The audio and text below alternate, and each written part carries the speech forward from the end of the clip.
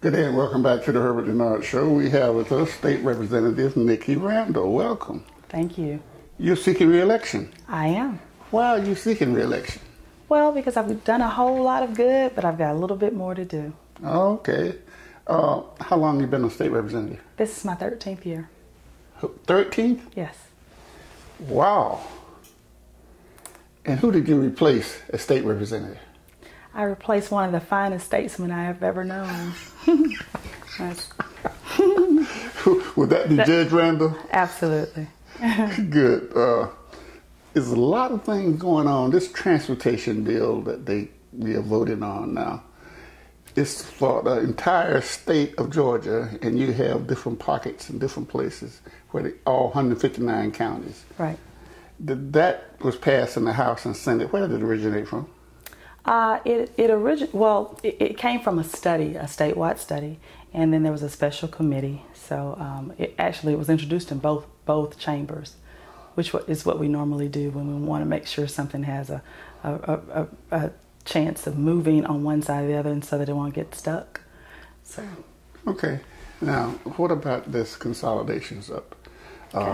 It's creating quite a controversy in Macon. You have a dividing force, and people are fighting for that like it was more important than the candidates running for office. Well, I'm not sure why there's a divide. You know, I've always felt that whatever measure is on the ballot, you know, if you support it, then vote for it. If you don't support it, then don't vote for it. I don't understand why there has to be any polarization. I don't understand why it's dividing the community. I mean, on the ballot, everything has either a yes or no. So it's just like any other measure. I just hope that people are doing their homework and not listening to what other people are saying is in the bill, but actually looking at it themselves and making sure that they understand what they're voting on. And that's the main thing. But we should always be informed voters. We should always do our homework, not just on measures such as consolidation, but on candidates. Okay. So you support, I know you support it being on the ballot, but do you I support it being on the ballot, and I support whatever the will of the people is. You know, we created the legislation because people came out and said they wanted an opportunity to vote. And those apparently that didn't want an opportunity to vote didn't show up to say they didn't want an opportunity to vote. So I felt as chair, you have to listen to what the people say. That's right. You're the chair. I am chair, and I think my oath of office, as I understood it, is to make sure that I'm listening to the people and acting on their behalf. And we did 4 listening sessions throughout the county. And in all of those sessions, the people that came out said they wanted an opportunity to vote. And we felt like as a delegation that we had to give them that. Okay. Tell us about Nikki Randall. Well, Nikki is not as young as she used to be. I've got 13 great years in the House. I think I'm a known and respected legislator.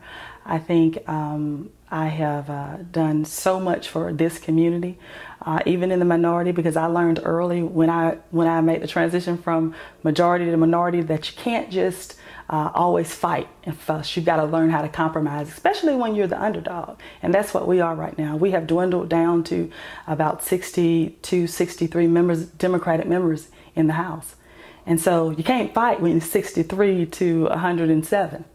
You got to learn how to work with who's in power so that the people that you represent can have some say at the table.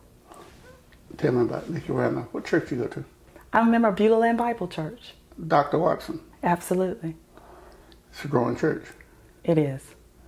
And your father too? Yes, my entire family. We're a pack. We travel. You travel together? Yeah. How's your mother? My mother's fantastic. Okay. And Judge Randall's still the same?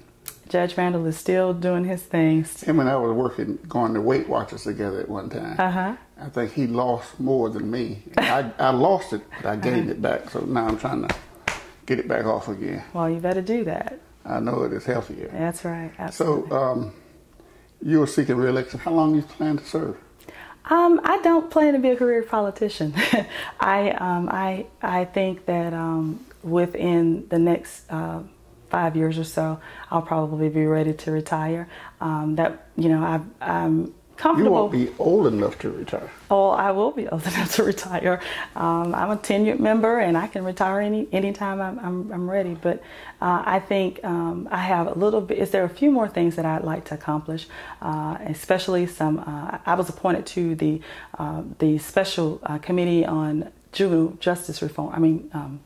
Criminal justice reform, and we have to tweak that a little bit more.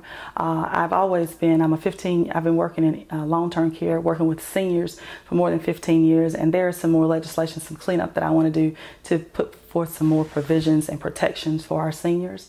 And then, I have a heart for the children, and so there are a few more things in education that we want to make sure are secure for our future and for our children to thrive and be the best educated children in our nation. Do you work? Are you employed somewhere else? Oh yes, I do. Right now, I'm an independent consultant. I do marketing and PR for mostly healthcare companies. I worked full time for several healthcare companies for many years, but I decided to go back to school last year, and so I'm pursuing a Master's of Public Health at Mercer University School of Medicine, and I'm halfway done. And so I felt like in order for me to go to school, I needed to not work full time, but work part-time, and so I do some contract work in order to finish school. So when do you anticipate finishing? Oh, I will finish May 2013.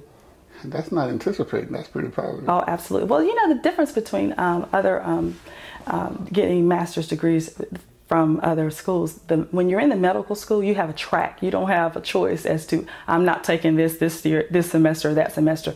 You're on a track. You know exactly what you have to take and when, and so the graduation is always, set out that way. My daughter is working on a PhD, and she hopes to get it sometime in the next year or so. Mm-hmm. So I know when she get it, I would be very proud. Right. And I know when you get yours, your daddy gonna be very proud. He will. He always brags when I see him.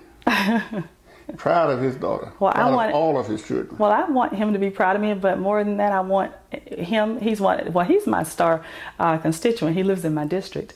But I always want to make sure that I'm progressive, and that I am handling myself in a manner where not just my father will be proud, but my community will be proud. I never want to embarrass the people that I represent or the city that I represent. Okay. I appreciate you stopping by. I want you to look at that camera right there. Okay. For about 30 seconds and tell them anything you want to tell them about Nikki Randall. Well, I'm Nikki Randall, and I want to continue to be the state representative for District 142. I'm a proven leader, a leader that you can trust. I'm a leader that you can be proud of, because I won't misrepresent you. I will make sure that you'll always know the truth coming from me.